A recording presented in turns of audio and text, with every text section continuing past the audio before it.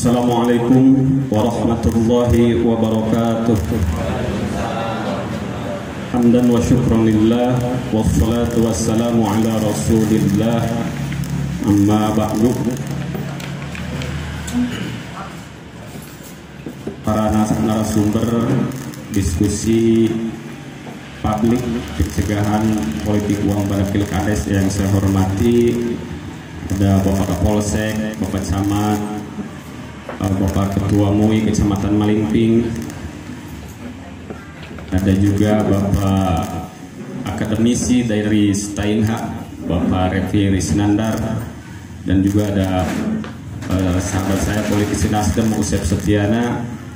Terima kasih atas kehadiran para bapak narasumber yang telah berkenan hadir pada hari ini. Mudah-mudahan langkah dan kehadiran Bapak ke Desa Sumber Waras pada kesempatan kali ini dicatat amal baik oleh Allah Subhanahu wa taala. Amin. Juga yang saya hormati PLT Kepala Desa Sumber Waras beserta jajaran yang telah memfasilitasi kami untuk mengadakan kegiatan ini di aula kantor Desa Sumber Waras. Yang saya hormati, sudah ada satu calon kepala desa dari calon kepala desa Sumber Waras yang saya hormati, rekan-rekan aktivis pemuda dan mahasiswa, para tokoh, para alim, para kiai yang juga turut serta hadir dalam kegiatan ini, yang juga saya hormati dan saya banggakan. Pada kesempatan kali ini kita dari Relawan Demokrasi Pemilihan Kepala Desa Serentak Kabupaten Lebak akan menggelar diskusi dan sosialisasi pencegahan politik uang pada Pilkades Serentak Kabupaten Lebak 2022. Terlebih dahulu saya ingin memperkenalkan apa itu relasi. Relasi kami adalah kumpulan sekelompok manusia, jalema, sekelompok orang yang dari berbagai latar belakang, ada dari santrinya, ada dari politisinya, ada dari jurnalis, ada bos BPNT, ada juga pokoknya segala lengkap di relasi ya. Dan dari perkumpulan kami ini, kami diskusi-diskusi ringan menjelang Pilkades ini. Dan pada akhirnya kami menyimpulkan dalam diskusi kami bahwa politik uang atau suap pada pemilihan kepala desa ini adalah awal kerusakan sebuah desa, di mana pemerintah pusat selalu menggembor-gemborkan bahwa ingin membangun desa, membangun Indonesia dari pinggiran, ingin membangun Indonesia dimulai dari desa. Tapi apabila hal diawali dengan hal itu, kami rasa hal itu tidak akan terjadi. Oke, selamat datang kepada Bapak Usup Supardi, salah satu calon lagi yang di Desa Sumber Waras. Terima kasih atas kehadirannya. Oke, atas dasar hal itu, pada Pilkades Serentak Kabupaten Lebak 2022 ini, kami relasi ingin berupaya untuk mensosialisasikan terkait pencegahan politik uang pada Pilkades ini. Karena berdasarkan hasil survei kami,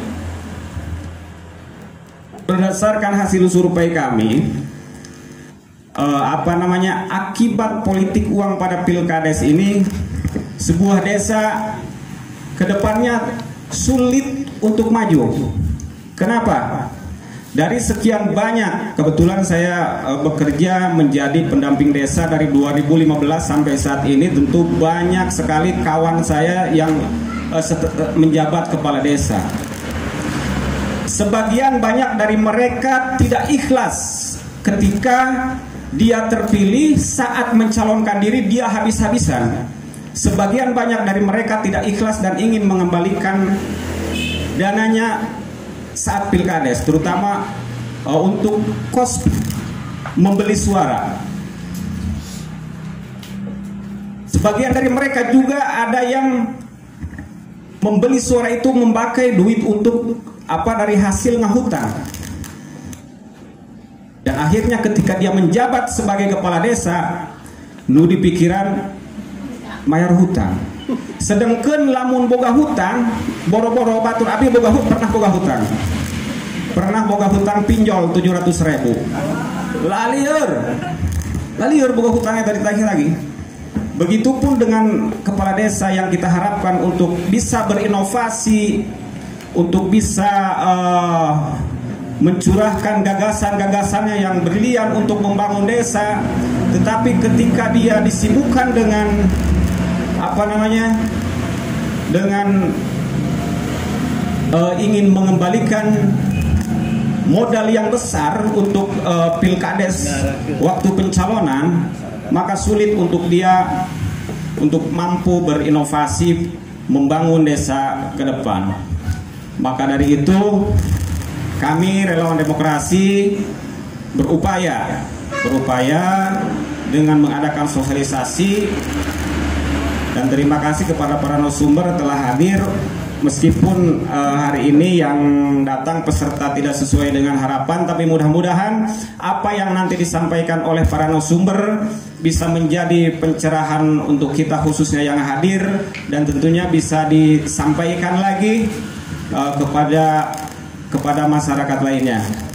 Mungkin sepintas latar belakang kami munculnya relawan demokrasi adalah seperti itu, muncul dari rasa kekhawatiran kami dan rasa keinginan kami pilkades di Kabupaten Lebak, khususnya di Kecamatan Malingping, bisa menghasilkan kepala desa yang berkualitas, yang mampu membangun desanya dengan maksimal tanpa ada hambatan, tanpa ada rintangan ke depannya. Demikian nanti kita diskusi terutama terkait tema yang kami usung, yaitu pemberi dan penerima suap terancam penjara. Tema ini saya kutip dari pasal 149 KUHP. Nanti secara lebih rincinya mungkin para narasumber, ada Pak Kapolsek dan juga yang lainnya bisa menjelaskan lebih lanjut. Sekali lagi saya haturkan ucap terima kasih kepada para peserta yang telah berkenan hadir, terutama kepada para calon nih. Kami tahu tentunya calon ini banyak kesibukannya luar biasa, tetapi masih menyempatkan diri untuk hadir. Insya Allah kehadiran para calon di sini ini menjadi sebuah bukti bahwa insya Allah mereka ingin menjadi calon yang baik, calon yang mudah-mudahan ketika terpilih nanti menjadi kepala desa yang amanah dan karunya cek ke masyarakat, nah gitu kan. Billahi taufiq wal hidayah. Wassalamualaikum warahmatullahi wabarakatuh. Waalaikumsalam warahmatullahi wabarakatuh. Baik, assalamualaikum warahmatullahi wabarakatuh. Waalaikumsalam. Sebelumnya mohon izin Pak Kapolsek, Pak Camat, Pak Ketua MUI, akademisi, Pak Revi, semuanya senior-senior, kemudian yang di depan juga. Sebenarnya saya malu kalau disebut narasumber ya, karena mungkin karena saya pernah nyalek kemudian gagal, maka saya disebut politisi, gitu kan. Nah, tapi izinkan saya, selain tadi yang diperkenalkan oleh Bung Rizwan, saya juga tergabung, saya sebagai pengurus di kabupaten di salah satu partai. Tadinya saya nggak mau nyebut Partai Nasdem karena takut disebut kampanye Pak Jalus di salah satu Partai Nasdem. Dan pada kesempatan ini sebelumnya saya mohon maaf apabila pemaparan dan segala sesuatu yang saya sampaikan kurang berkenan. Ini hanya semata-mata kita sharing di sini. Di sini juga ada guru kita. Oke, saya mohon maaf ya. Baik, bicara politik ini resiko di awal ya. bicara politik saya sebagai pandangan umum saja. Saya tidak bicara masalah politik di Sumber Waras. Saya tidak bicara masalah politik di suatu tempat, tapi kita secara umum, pandangan umum di Indonesia. Kita kerap sekali di mana menjelang pemilihan umum atau pilkades, kita sering mendengar yang namanya jargon tolak politik uang, anti politik uang, dan sebagainya. Betul nggak? Akan tetapi praktek-praktek itu kerap saja terjadi. Nah, ini sebetulnya yang sempat selalu kita bikin bingung ya. Jadi selalu dikampanyekan tolak politik uang, tetapi praktek-praktek ini sering terjadi. Dan kemudian ketika kita bicara ini sudah terjadi, dan ketika ditanyakan buktinya, itu saya rasa di Kecamatan Maliping juga nggak ada buktinya. Betul nggak? Nah, berarti ada yang salah di dalam penegakan aturan. Nah, itu mungkin nanti bagian akademisi dan lainnya.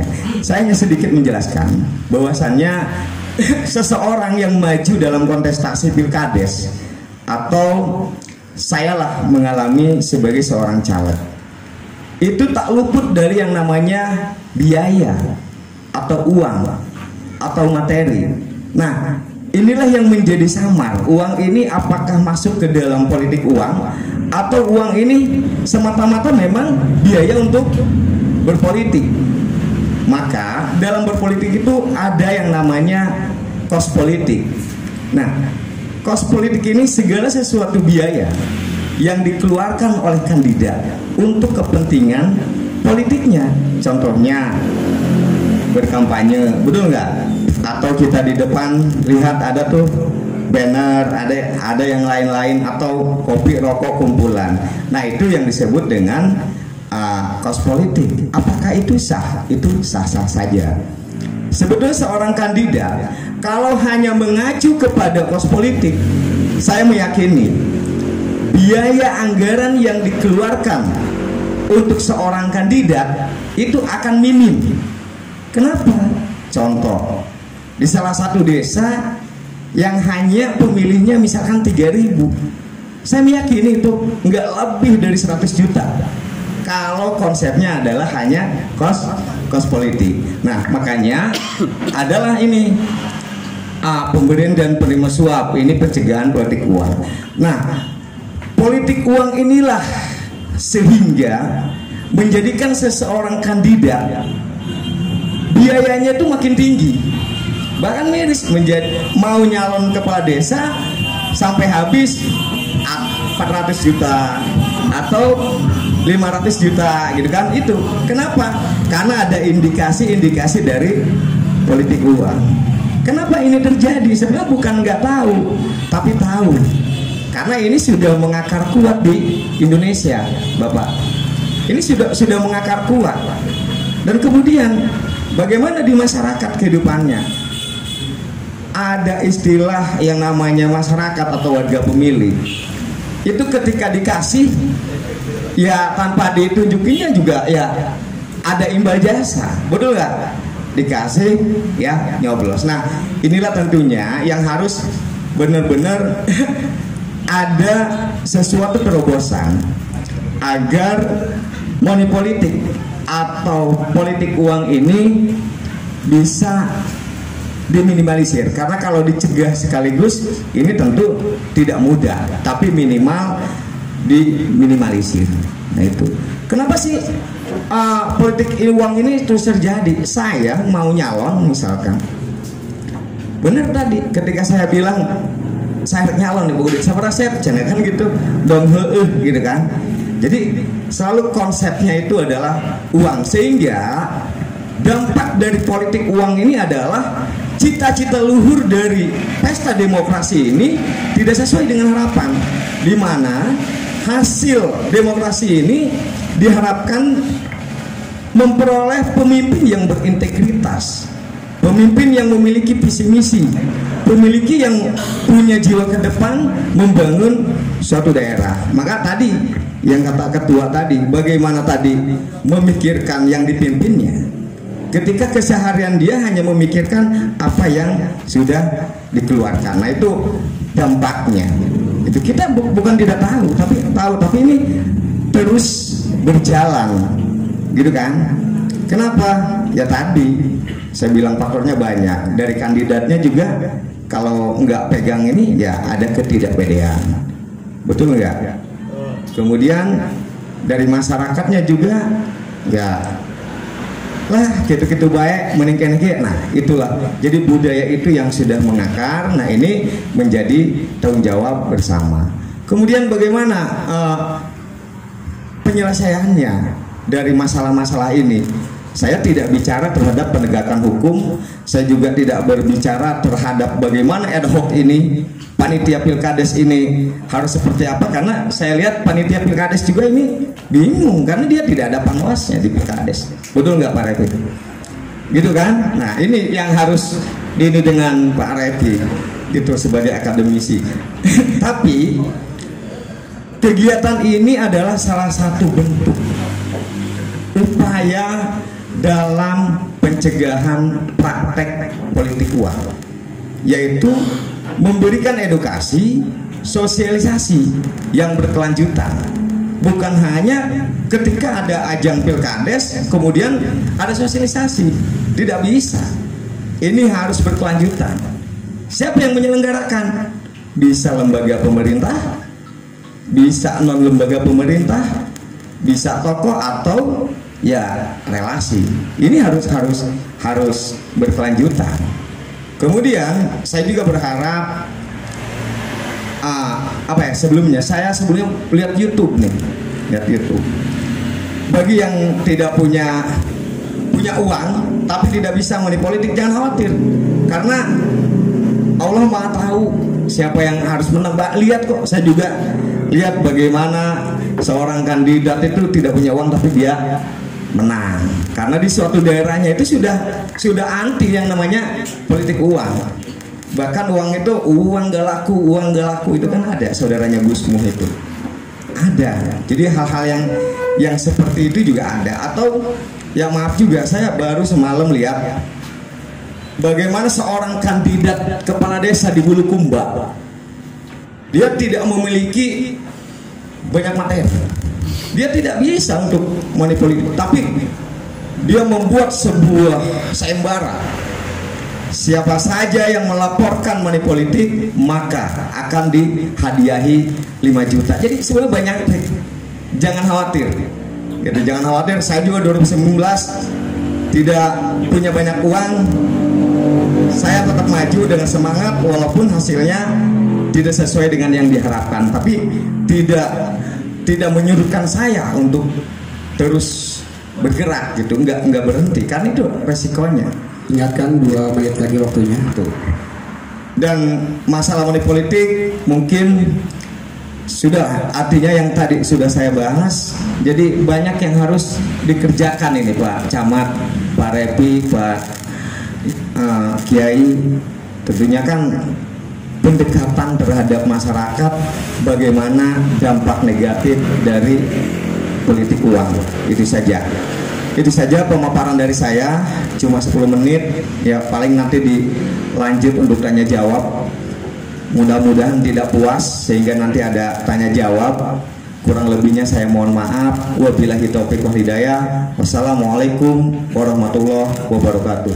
Maksimalkan. Terima kasih. Mangga Pak. Baik, terima kasih. Assalamualaikum warahmatullahi wabarakatuh. Waalaikumsalam. Alhamdulillah, summa alhamdulillah.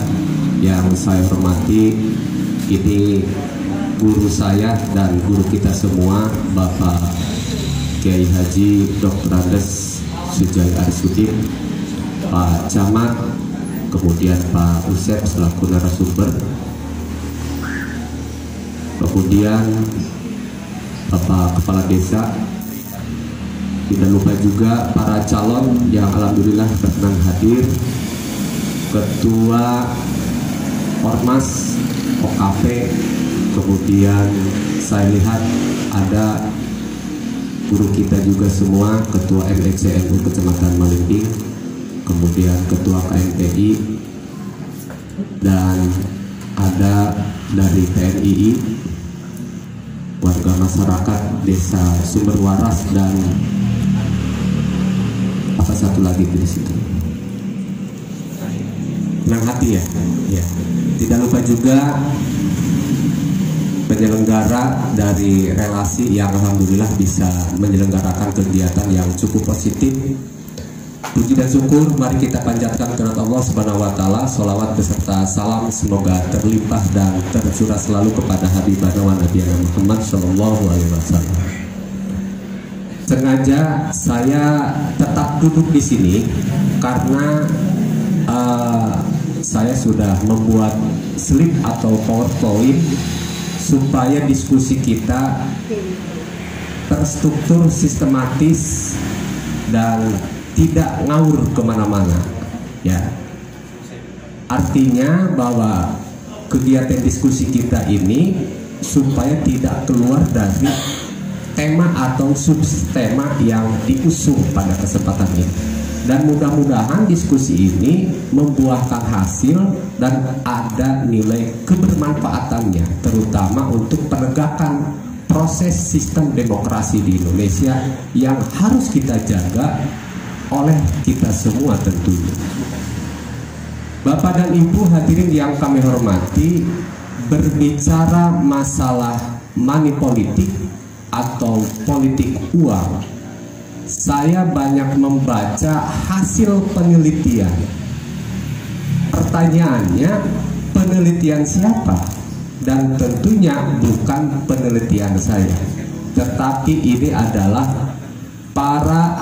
penelitian para akademisi dari masing-masing perguruan tinggi terkemuka. Yang pertama, survei yang dilakukan oleh Lembaga Ilmu Pengetahuan Indonesia atau LIPI.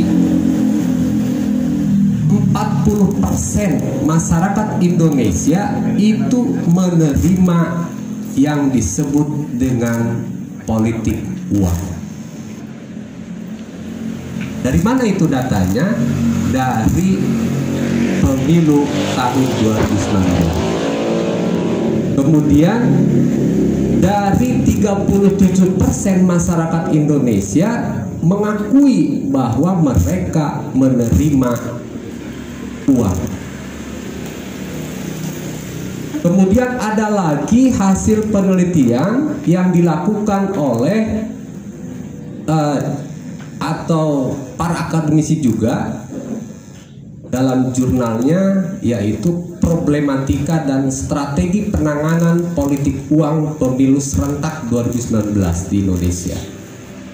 Ini kaitannya dengan hasil penelitian Burhanuddin dan kawan-kawan pada tahun 2019. Tetap sama. Ini di kisaran 19,4% hingga 33,1%, bahwa kisaran politik uang ini sangat tinggi. Dan menurut standar internasional, bahwa Indonesia berada pada posisi urutan yang ketiga dalam praktek politik uang. Ini hasil penelitian para peneliti atau akademisi yang tentunya kita selaku warga masyarakat jangan sampai tinggal diam atas problematika atau fakta yang terjadi di lapangan, gitu kan? Jadi kita selaku generasi penerus, kemudian pemikir, kemudian pemilih cerdas, jangan sampai mengabaikan terhadap hal tersebut. Nah, tentunya paling tidak kita juga akan menyoroti sesungguhnya apa sih yang melatar belakangi money politik ini terjadi di kita. Ya, saya sepakat dengan apa yang telah disampaikan oleh Bapak Usep dalam hal ini. Sebetulnya sudah tersampaikan dan bahkan ada kemiripan. Ya. Jadi kenapa ini bisa terjadi money politik di kita itu? Yang pertama, harus diakui bahwa masyarakat kita berada di dalam garis kemiskinan. Itu yang harus dipahami. Jadi kalau masyarakat Indonesia ini sudah keluar dari garis kemiskinan, maka insya Allah ini akan terhindar dari segala politik transaksional atau praktek-praktek money politik atau politik uang. Itu faktor yang pertama. Yang kedua, lemahnya pengetahuan tentang politik. Jadi masyarakat kita ini memang masih dikatakan lemah. Atau lebih ekstrim lagi, masyarakat kita ini masih tergolong bodoh. Masih menerima suap atau politik uang. Kenapa ini bisa terjadi? Ya tentunya ini adalah tugas kita bersama. Mulailah pada diri kita sendiri supaya kita benar-benar menolak, baik itu secara lisan termasuk kepada perilaku kita harus betul-betul menolak. Karena kalau kita tahu bagaimana pentingnya untuk penegakan demokrasi yang betul-betul bersih, jangan sampai terciderai oleh hal-hal yang dapat merusak tatanan demokrasi Indonesia, maka kita harus betul-betul bagaimana mengedukasi masyarakat supaya cerdas menjadi pemilih dan cerdas untuk memilih.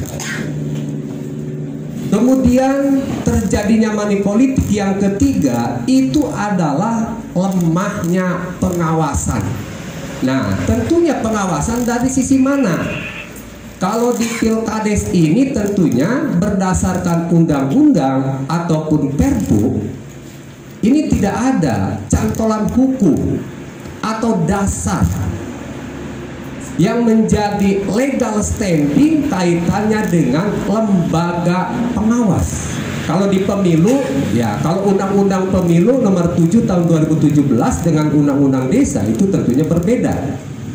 Kalau di Undang-Undang Pemilu itu diamanatkan adanya badan baik itu Bawaslu sampai kepada badan ad hoc yang disebut dengan Panwas di tingkat kecamatan, sampai kepada pengawas di tingkat TPS itu ada. Artinya Pilkades ini siapa yang mengawasi? Tentunya adalah kita semua. Kalau misalkan ini pengawasan senantiasa ditingkatkan dan semua sepakat untuk menolak, saya pikir ini tidak akan terjadi yang namanya money politik. Kemudian di Pilkades ini kenapa muncul money politik? Harus diakui memang oleh kita, yaitu diantaranya adalah lemahnya di tataran regulasi, baik itu undang-undang, peraturan pemerintah, Permendagri, termasuk Perda ataupun Perbu. Ini yang harus kita soroti. Kalau bisa ketika ada DPR yang turun ke bawah, kenapa tidak kita suarakan?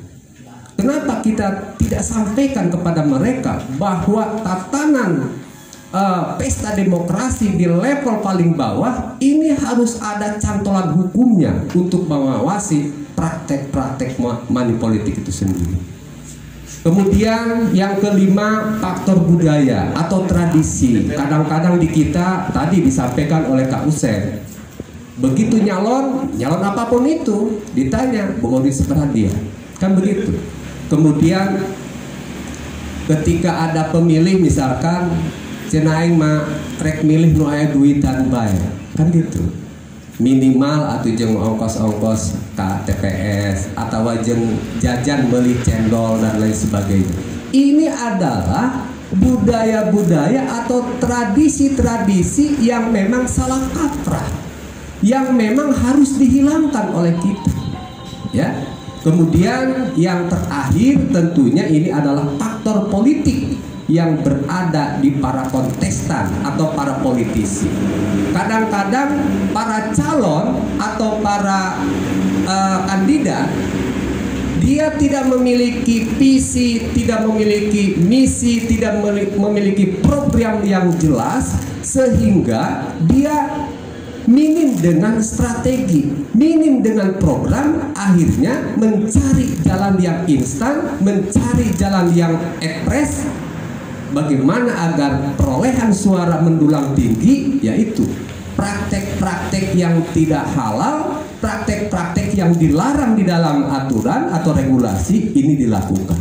Tetapi kalau para kandidat atau para calon ini kaya dengan visi, misi, program dan sebagainya, mengadu strategi bagaimana meraih simpatisan daripada masyarakat, insya Allah kalau diawali dengan para calon yang memiliki integritas, memiliki komitmen yang tinggi untuk memberantas itu, insya Allah ini tidak akan terjadi yang namanya money politik, gitu ya. Kemudian ada sebuah pertanyaan, mengapa money politik ini masih terjadi di kita? Wabil khusus di Pilkades misalkan. Ada dua subjek yang menyebabkan terjadinya politik. Yang pertama adalah kontestan atau peserta atau calon. Yang kedua adalah pemilih atau masyarakat. Kadang-kadang calon memberikan, kemudian masyarakat menerima dengan senang. Nah, ini juga salah. Tapi kalau kedua subjek ini sepakat, ya, berkomitmen untuk menolak ini, maka yang namanya money politik ini tidak akan terjadi.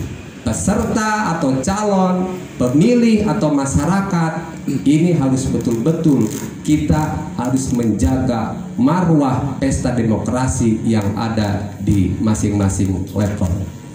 Kemudian tentunya mereka baik itu calon maupun pemilih ini memiliki argumen. Dulu ya, kayak minum dulu aja. Harus ya. Lanjut ya diskusi kita. Jadi yang melatar belakangi atau alasan kenapa dua subjek ini melakukan praktek-praktek money politik, yang pertama dari kontestan, ya.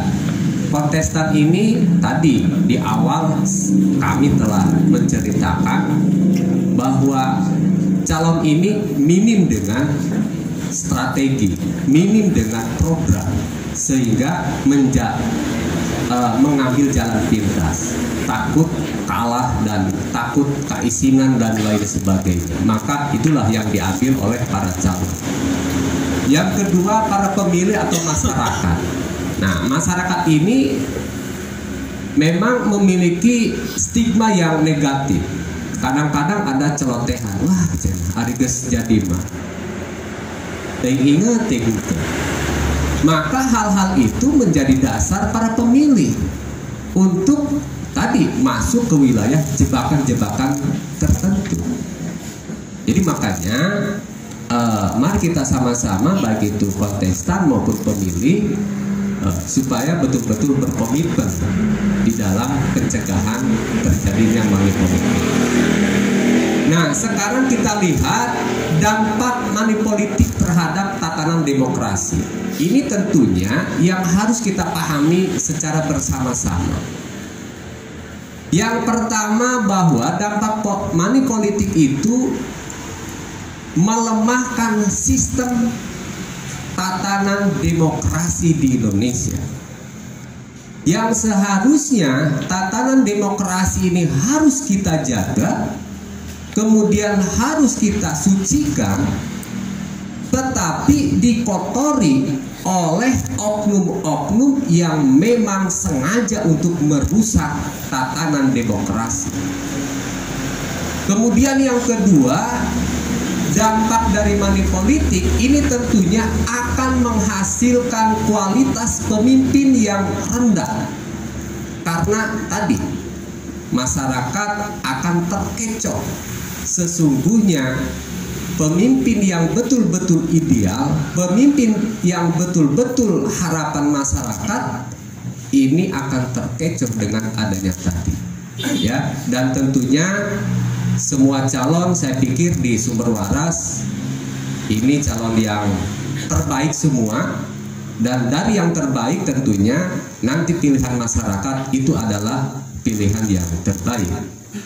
Kemudian yang ketiga, money politik ini dampaknya akan merendahkan harkat dan martabat rakyat. Ya, misalkan hak pilihnya atau hak politiknya itu tergadaikan karena dengan uang 10.000, 20.000, 50.000, 100.000 itu tergadaikan. Karena kalau misalkan 100.000, kalau kita bagi 6 tahun, dibagi berapa bulan, dibagi berapa minggu, dibagi berapa hari, kalau diukur secara nilai atau harga, ini sangat rendah sekali. Makanya yang seharusnya hak politik masyarakat ini betul-betul terbebas dari segala belenggu, maka ini akan terkunci karena adanya. Kemudian selanjutnya bahwa money politik ini sebagai jebakan kepada rakyat. Kenapa dikatakan jebakan? Karena bisa saja nanti pemilih itu akan terbawa, terindikasi terhadap aturan atau larangan-larangan termasuk sanksi-sanksi. Karena kalau saya lihat di undang-undang maupun Perbup memang ini belum ada larangan yang bersifat pidana, tapi nggak tahu nanti Pak Kapolsek ya. Yang ada itu hanya yang pertama adalah larangan yang bersifat administrasi atau teguran secara tertulis. Kemudian yang kedua, pembubaran kegiatan kampanye. Nah, ini juga yang harus kita soroti secara mendalam atau secara tajam, ya. Nah, saya tidak masuk ke wilayah pidana karena itu bukan wilayah saya. Nanti mungkin saja Pak Kapolsek yang masuk ke wilayah pidana. Apakah nanti ada korelasinya ketika misalkan panitia memberikan BAP atau memberikan surat tertulis teguran, apakah memang itu nanti bisa bukti teguran itu bisa dibawa ke pidana atau tidak, gitu ya. Kemudian money politik juga akan berdampak kepada atau menghasilkan pemimpin yang memiliki mental yang korup dan cenderung akan menyalahgunakan kekuasaan atau wewenangnya, ya, ketika money politik ini dilakukan. Kemudian menghasilkan pemilihan yang tidak berkualitas, menciptakan situasi dan iklim politik menjadi tidak stabil, karena tidak menutup kemungkinan money politik akan menciptakan konflik atau potensi konflik, baik itu bersifat horizontal maupun secara vertikal, gitu ya. Jadi ayah bejana tersaeutik bejana gara-gara beda pilihan dan sebagainya, atau misalkan terjadinya money politik itu antara babaturan jeung babaturan, antara dulur jeung dulur, eta tersaeutik papasean atau terjadinya sebuah potensi konflik. Nah, sekarang bagaimana solusinya atau pencegahannya, ya? Yang pertama kita harus sepakat bahwa untuk mencegah money politik pada pemilihan kepala desa ini memperkuat legal standing atau regulasi, supaya tidak ada celah untuk terjadinya praktek-praktek politik atau praktek-praktek money politik. Karena di undang-undang ataupun Perbup yang namanya money politik itu tidak terindikasi kepada pidana. Kalau di undang-undang pemilu itu sudah jelas, ketika adanya pelanggaran sanksinya kurungan sekian tahun, dendanya sekian ratus ribu atau sekian juta atau sekian miliar. Kalau di sini saya belum melihat, tapi tidak tahu kawan-kawan yang hadir pada kesempatan ini apakah memang ada dan menemukan. Makanya silakan nanti untuk mempertajam itu dibedah dan didiskusikan. Yang kedua, pencegahan money politik itu meningkatkan kapasitas dan efektivitas lembaga pemerintah. Ya, lembaga pemerintah ini siapa saja, dari mulai eksekutif, legislatif, dan yudikatif. Termasuk misalkan yang panitia pemilihan yang bersifat ad hoc. Ini kapasitasnya harus betul-betul ditingkatkan, disupport dengan regulasi yang jelas, kemudian penyelenggaranya, pemerintahnya, kapasitasnya ditingkatkan. Insya Allah ini akan mencegah terjadinya atau paling tidak meminimalisir terjadinya praktek-praktek money politik. Kemudian yang lebih terpenting lagi, mencegah terjadinya money politik itu ada kolaborasi. Artinya ada kerjasama. Siapa saja? Satu, para stakeholder, tokoh agama, tokoh masyarakat, tokoh pemuda, tokoh wanita, para calon, para panitia, para pemilih. Ini kerjasama. Caranya bagaimana kerjasamanya? Tentunya kita berkolaborasi untuk melawan, menolak praktek-praktek money politik. Kalau hanya salah satu pihak saja, maka apa yang kita harapkan ini tidak akan sesuai dengan harapan dan cita-cita kita bersama. Diingatkan narasumber, waktunya tinggal 2 menit lagi. Iya. Kemudian selanjutnya meningkatkan pengawasan dan kesadaran masyarakat terhadap larangan dan bahaya money politik. Ini tentunya yang lebih penting ya. Kadang-kadang masyarakat kita tidak sadar bahwa money politik ini betul-betul dapat menciderai pesta demokrasi di level tingkat bawah, yaitu pemilihan kepala desa. Saya ingin melihat bahwa larangan terjadinya praktek-praktik money politik ini muncul di Peraturan Bupati nomor 38 tahun 2022 di pasal 56 huruf G. Memang banyak larangannya, tetapi saya akan soroti saja huruf G-nya.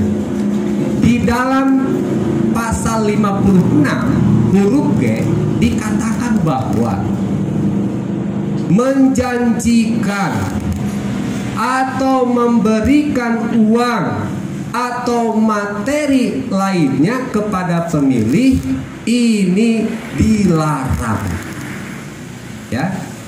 Yang pertama menjanjikan, komo mere mah, mere naon, hiji mere duit, anu kaduana mere barang kan loba, ya. Kepada siapa? Kepada para pemilih. Ini dilarang. Menurut siapa ini? Bukan menurut saya, tetapi menurut Perbuk nomor 38 tahun 2022 di pasal 56 huruf G. Kemudian apa sanksi yang melanggar larangan? Satu, peringatan tertulis. Yang kedua, penghentian kegiatan kampanye di tempat terjadinya pelanggaran yang dapat mengakibatkan gangguan terhadap keamanan yang berpotensi menyebar ke wilayah lain dari panitia pemilihan. Tentunya panitia pemilihan di tingkat desa. Yang ketiga itu adalah pencopotan alat peraga kampanye. Kemudian pasal 58-nya sanksi sebagaimana dimaksud dalam pasal 57 dilaksanakan oleh panitia pemilihan dibantu. Nah, ini dibantu oleh subkepanitiaan di tingkat kecamatan. Ya, mungkin karena sudah dikicilpan bayarnya, untuk sementara diskusi kita cukupkan sampai di sini. Sebenarnya saya ingin masih banyak materi-materi, tapi karena diberi waktu 10 menit, untuk sementara kita cukupkan sampai di sini. Sekali lagi, Hapura, mohon maaf apabila ada kata-kata yang kurang berkenan di hati Bapak dan Ibu. Terima kasih atas segala perhatiannya. Akhirul kalam, wallahu muwaffiq ila aqwamit. Assalamualaikum warahmatullahi wabarakatuh. Waalaikumsalam warahmatullahi wabarakatuh. Silakan. Bismillahirrahmanirrahim. Assalamualaikum warahmatullahi wabarakatuh.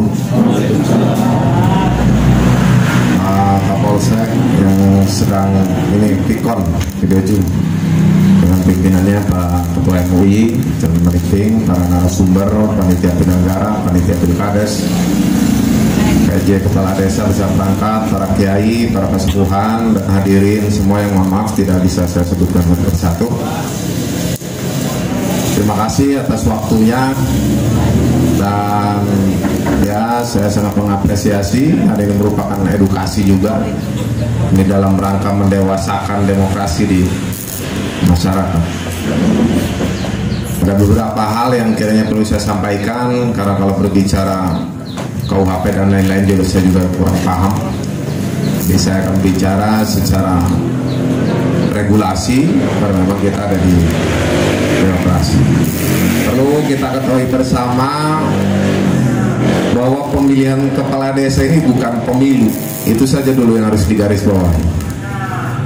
Jadi sejak Undang-Undang 5, 79, 22, 99 tentang pemerintahan daerah lari ke 32 2004. Akhirnya di 2014 itu Undang-Undang pemerintahan daerah ini dipecah jadi 3 karena dirasa terlalu gemuk. Yaitu Undang-Undang pemerintahan daerah itu sendiri 2023-2014 dan Undang-Undang pemilu kada kepala daerah kalau tidak salah ya 22-2014 dan Undang-Undang desa 6-2014. Maka kita bicara pilkades, maka mindset kita harus bahwa ini bukan pemilu karena secara undang-undangnya sudah dipisahkan. Nah itu yang perlu kita pahami bersama. Ketika kita mindset pemilu dipaksakan masuk ke pilkades, nggak akan masuk sampai kapanpun. Karena secara regulasi untuk pilkades ini desa ini sudah jelas sebetulnya. Kita ini tinggal melaksanakan. Karena pada hakikatnya mau itu peraturan pemerintah, mau itu peraturan menteri, perda dan perbuk, itu adalah peraturan pelaksanaan dari suatu undang-undang. Dan tidak mungkin ketika undang-undangnya menyatakan A, di bawahnya Z, nggak mungkin. Karena tidak boleh juga berbenturan dengan aturan yang lebih tinggi. Nah ini yang harus kita pahami bersama. Sebetulnya apa yang disampaikan oleh Pak Rep ini sudah gamblang, sudah jelas. Ya, yang sekarang kami harus pastikan karena saya juga selaku pembina dengan Pak Kapolsek, suku panitia kecamatan, membantu teman-teman panitia pilkades. Kami harus memastikan tahapan pilkades ini berjalan dengan baik dan lancar. Dan saya yakin juga kemarin para calon kepala desa sudah melaksanakan pembekalan di tingkat kabupaten dengan pematerinya dari Forkopimda, dan saya kira juga bekalnya sudah luar biasa. Dan saya ingin memastikan bahwa hari ini kita sedang di tahapan pemutahiran data pemilih. Jangan sampai kita yang hadir di sini yang orang sumber waras belum terdata. Nah ini Pak Erot Roman ya mohon dipastikan juga kepada para petugasnya ya dibantu juga oleh masyarakat. Dan itu harus dibuktikan dengan KTP. Karena yang berhak memilih adalah mereka yang terdaftar di dalam DPT dan merupakan penduduk desa setempat. Nah, yang dibuktikan dengan KTP. Kalau bicara larangan tadi banyak sekali, termasuk melibatkan orang di luar desanya dalam kegiatan kampanye itu juga dilarang. Banyak sekali larangan-larangan. Dan sanksinya juga memang administratif. Apa yang harus panitia lakukan? Pegang regulasinya, karena kita sedang berbicara tentang pemilihan yang regulasinya sudah jelas, tahapannya sudah ada, sudah jelas, tinggal kita laksanakan. Kita tidak bisa berpersepsi atau beropini lain di luar regulasi yang ada. Dan sekali lagi saya tegaskan bahwa Pilkades ini walaupun depannya sama pil, tapi bukan pemilu, karena undang-undangnya jelas berbeda. Dari sisi tahapan saja sangat jauh beda dengan pemilu. Panitia pemilihan yang biasa mungkin bekerja di ad hoc kepemiluan pasti tahu. Dari pendataan pemilih saja, kalau di pemilu itu dari DPS ke DPT, terakhir DPTB. Tapi kalau Pilkades bukan begitu, Pak. Dari DPS, DPTB, terakhirnya DPT. Sudah banyak hal yang berbeda. Dan para calon juga tidak diusung oleh parpol. Itu sebetulnya sudah menegaskan dari sisi undang-undangnya juga sudah terpisah, sudah dipisahkan. Otomatis dari sisi peraturan pelaksanaan ke bawahnya juga akan berbeda dengan pemilu yang sering kita alami. Ya. Tugas pokok fungsinya juga banyak, Pak. Itu bisa dibaca lah di perbuknya oleh panitia, karena dia selain panitia juga dia melaksanakan tadi sanksi-sanksi yang didelegasikan oleh regulasi. Bantu oleh subkepanitiaan kecamatan ini maksudnya dikoordinasikan, karena memang kita kan mengeluarkan suatu surat teguran. Saya yakin panitia desa juga perlu bukti-bukti dan pengkajian yang dalam. Dan memang di regulasinya mengatur hanya sifatnya administratif saja. Ada mekanismenya di bab berapa itu yang tentang penyelesaian administratif, itu pun terkait dengan persyaratan calon kepala desa dan pemilih. Bisa dibawa ke pidana mungkin kalau memang terbukti. Misalkan apa, misalkan mengaku warga sumber waras, akhirnya misalkan tanda kutip membuat KKTP-an misalnya, pidana ada di situ, mungkin pemalsuan jatuhnya. Misalkan antar pendukung galelut, ulahnya jatuhnya pidananya apa tuh? Galelut nomor. Tapi kalau secara regulasi Pilkades itu administratif sifatnya. Dan mungkin juga teman-teman yang hadirin semua di sini juga sering melihat kenapa sih kok larinya ke PT-UN? Dari situ juga kan sudah jelas bahwa sifatnya administratif. Pengadilan Tata Usaha Negara. Ya, sengketanya sengketa administrasi. Ketika ditemukan misalkan ada pidana, unsur pidana, dan itu juga perlu penyelidikan dan lain-lain yang dilakukan oleh para penegak. Tidak ada panwas, betul. Karena memang secara undang-undangnya juga tidak mengamanatkan bahwa Pilkades ini harus ada panwas. Akan salah juga ketika kita bikin panwas, cantolannya kemana kita? Mau ke Undang 22 2014 tentang pemilu kada nggak bisa juga, karena secara undang-undang tidak bisa. Jadi saya kira, saya berharap masyarakat juga bisa bersama-sama menjaga kondusivitas. Mari kita bersama-sama sukseskan pemilihan kepala desa di Kecamatan Malingping, di 2 desa. Saya lihat juga ini dari Senang Hati juga hadir. Dan tahapan-tahapannya mohon bisa dilaksanakan dengan tepat sesuai jadwal yang telah ditentukan. Dan nanti kita tanggal 21 juga akan ada pemantapan program kerja para calon kepala desa di tingkat kecamatan yang dihadiri oleh BPD dan para panitia pemilihan kepala desa. Kenapa sih harus dimantapkan program kerja dan visi misinya? Khawatir bertentangan dengan aturan lain yang berlaku.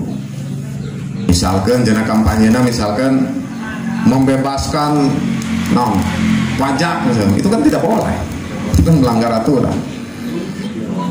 Atau kaitan dengan SARA atau dan lain sebagainya. Nah itu yang perlu dimantapkan untuk nanti kemudian menjadi bekal para calon disampaikan kepada masyarakat.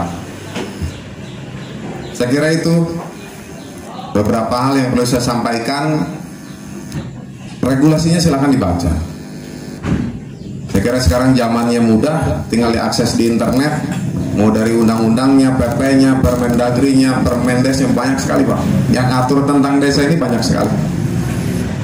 Undang-Undang 6 2014, PP 43 2014, PP 47 2015, Permendagrinya dengan berpuluh-puluh peraturan menteri, Permendesnya berpuluh-puluh peraturan menteri, tentang Pilkadesnya juga ada, dan lain-lain. Ini banyak sekali.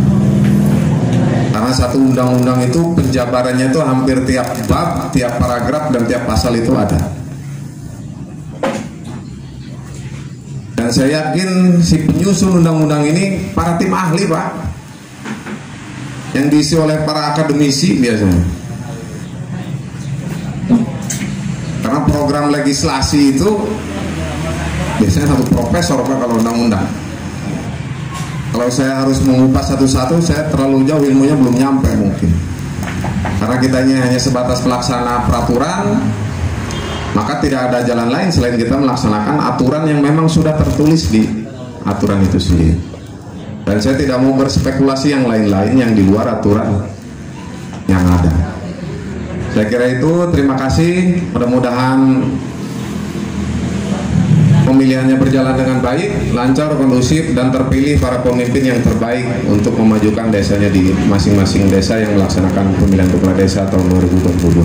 Terima kasih, kurang lebihnya mohon maaf. Wassalamualaikum warahmatullahi wabarakatuh.